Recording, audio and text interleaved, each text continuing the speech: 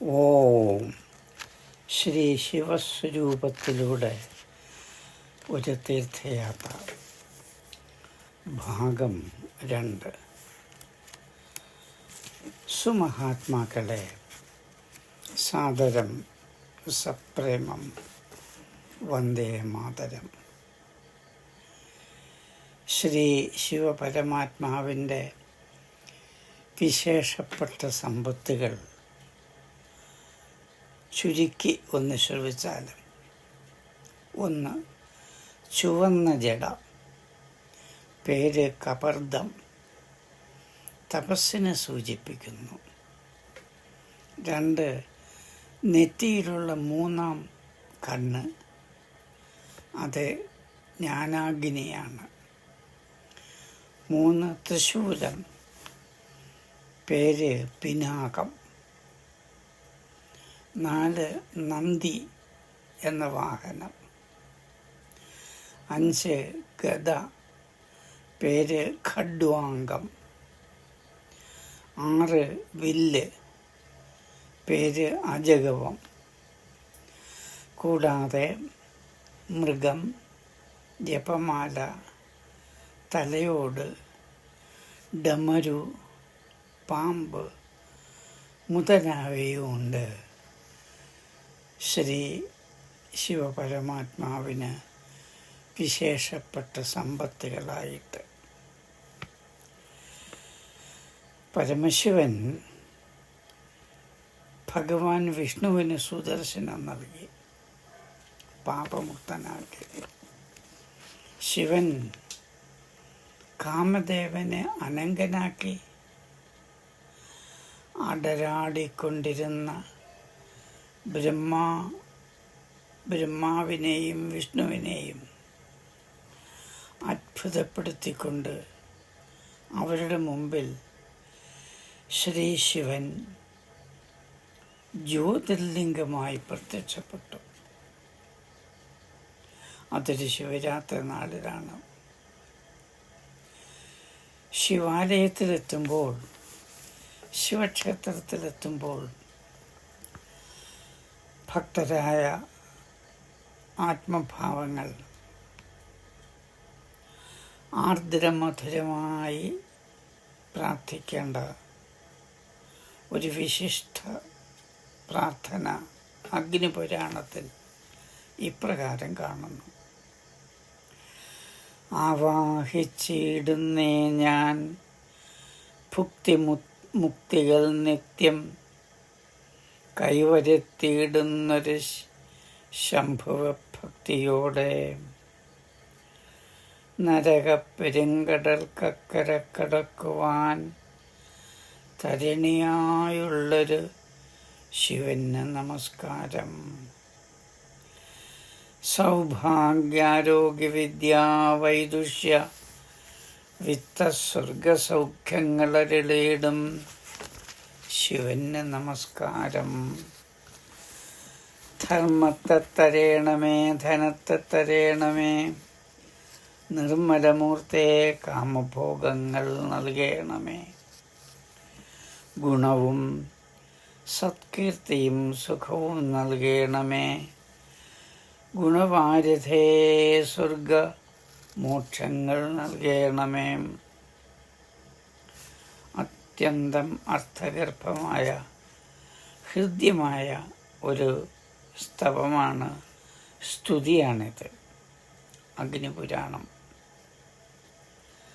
ദുഃഖം വെന്ത് വെണ്ണീറായതിൻ്റെ പ്രതീകമാണ് ഭസ്മലേപനം. ഭസ്മാന്തം ശരീരം എന്ന സന്ദേശവും അത് തരുന്നു. മാറാതെ നിൽക്കുന്ന സത്യമാണ് പരമ്പൊരുൾ. ഗുരുക്കന്മാരും യോഗികളും തപസ്സികളും പ്രാഗ് വൈദിക സംസ്കാരത്തിൻ്റെ മാതൃകകളാണ്. ബാഹ്യദൃശ്യങ്ങളുടെ സഹായം കൊണ്ട് അടിയും മുടിയും കണ്ടെത്താവുന്നതല്ല പരമ്പൊരുൾ. അത് ചിത്സ്വരൂപമായ പരമ സത്യമാണ്. ജ്യോതിർലിംഗമാണ്. ചന്ദ്രകല അറിവിൻ്റെ ബിംബമാണ്. ഗംഗ അന്നവസ്ത്രാദി മുട്ടാതെ ലഭ്യമാക്കുന്നതിൻ്റെ വിഗ്രഹ ഭാഷയാണ്. അതുപോലെ പാമ്പ് ജ്ഞാനത്തിൻ്റെയും കാലത്തിൻ്റെയും പ്രതീകമാണ്. ജ്ഞാനം തൃതീയം മനുജസ്യ നേത്രം സമസ്ത തത്വാർത്ഥവലോകദക്ഷം എന്നാണ് ഉപനിഷത്ത് ഉദ്ഘോഷിക്കുന്നത്. ശ്രീ ശിവൻ മംഗളദാതാവാണ്. ഭവതാരകനാണ്. ദേവാധിദേവനാണ്. സർവജ്ഞനാണ്. സത്യസ്വരൂപനാണ്. ഭഗവാൻ ശ്രീനാരായണ ഗുരുവിൻ്റെ ശിവശതകം എന്ന കാവ്യം സമ്പൂർണ്ണ ശിവതത്വം നമ്മെ മനസ്സിലാക്കി തരുന്നു. ശിവതത്വസാരമാണ് ശിവശതകം. ദാർശനികത നിറഞ്ഞ ശിവസ്തുതിയാണത്. അരിവിപ്പുറത്ത് ശിവപ്രതിഷ്ഠ നടത്തിയ കാലം. നെയ്യാറിലെ ശങ്കരൻകുഴിയിൽ നിന്ന് ശങ്കരലിംഗവുമായി ഉയർന്നു വന്ന ഭഗവാൻ ശ്രീനാരായണ ഗുരു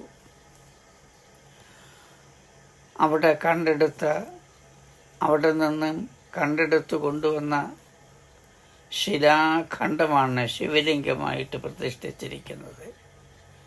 ആദ്യത്തെ പ്രതിഷ്ഠ. ശിവലിംഗം പരമാത്മാവിൻ്റെ പ്രതീകമാണ്. ലിംഗ്യതേ ഇതി ലിംഗ. ശിവശതകം 98-ാം ശ്ലോകം ഒന്ന് ശ്രവിച്ചാലും പണിമാല പിരിച്ചു ചേർത്തണിയുമച്ചിടയാടി വരുന്ന നിൻ അണിമുഖാംബുജം അക്ഷികൾ കൊണ്ടെനിക്കണിയണം കരുണാകലശാംബുധേ. ഇതിനെപ്പറ്റി സംശയങ്ങൾ ചോദിച്ച ചിലരോട് ഗുരു ഇപ്രകാരം ഒഴിഞ്ഞു. അതെഴുതിയ ആൾ ഇപ്പോഴില്ലല്ലോ എന്ന്. 36 വർഷങ്ങൾക്ക് ശേഷം അർജുനൻ ശ്രീകൃഷ്ണ ഭഗവാനോട് അന്ന് പറഞ്ഞ ഭഗവത്ഗീതയുടെ ഉപദേശം ഒന്നുകൂടെ കേൾക്കണം എന്ന ആഗ്രഹം പ്രകടിപ്പിച്ചപ്പോൾ ഭഗവാൻ ശ്രീകൃഷ്ണ പരമാത്മാവ് ഇതേ മറുപടിയാണ് പറഞ്ഞത്. ഗീത അന്ന് ഉപദേശിച്ചപ്പോൾ ഉള്ള വ്യക്തിത്വമല്ല ഇപ്പോൾ ഞാൻ എന്ന്. ഇത് എഴുതിക്കൊണ്ടിരുന്ന കാലത്ത് ഉണ്ടായിരുന്ന ആന്തരിക ഭാവത്തിന് ഇപ്പോൾ മാറ്റം വന്നുപോയി. ശിവശതകത്തിലെ ദ്വൈത ദർശനം അദ്വൈത ദർശനം പൂവിലെ മണം എന്ന പോലെ മലർമണം എന്ന കണക്ക് നിറഞ്ഞു നിൽക്കുന്നതാണ്. തമിഴ് സിദ്ധന്മാർക്ക് ഭക്തി സഹജമാണ്. അതിൻ്റെ പാരമ്യതയാണ് പൂവിൻ്റെ ആകെ സ്വരൂപം. പൂവിന് ചാരുത നൽകുന്ന നിറക്കൂട്ടുകൾ കാവ്യബിംബങ്ങളാണ്. ചില ശ്ലോകങ്ങൾ ഗംഗാപ്രവാഹം പോലെയാണ് ഒഴുകിപ്പോകുന്നത്. ഉദാഹരണം 97 മുതൽ 100 വരെയുള്ള ശ്ലോകങ്ങൾ. കാലം പാമ്പിനെ പോലെ ശിവനെ നമസ്കരിക്കുന്നു. ശിവൻ അതിനെ പനിമാലയാക്കി അവിടെ ഉടലെടുത്ത ഗംഗാ തടാകത്തിലെ ആമ്പൽപ്പൂക്കളെ വിരിയിക്കുന്നത് ചന്ദ്രക്കലയാണ്. ഈ ജീവിത ദർശന സൗഭാഗ്യം അനുഭവിക്കാൻ ഇടയാകണമേ എന്ന പ്രാർത്ഥനയോടുകൂടി ശിവശതകം എന്ന കൃതി അവസാനിക്കുന്നു. 100 ശ്ലോക കുസുമകൾ കൊണ്ട്, പൂക്കൾ കൊണ്ട് ശിവപാദങ്ങളിൽ അർച്ചന നടത്തുകയാണ് ഗുരു ചെയ്തിരിക്കുന്നത്. സ്വസ്തി, ശുഭം ഭൂയാത്.